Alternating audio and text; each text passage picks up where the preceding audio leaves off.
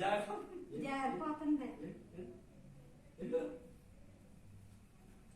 దింపేమన్నావు కదా.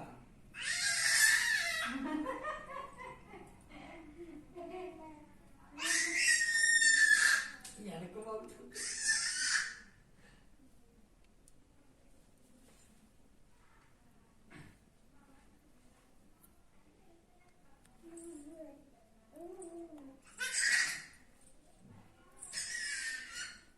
నేడన కొట్టేస్తుంది.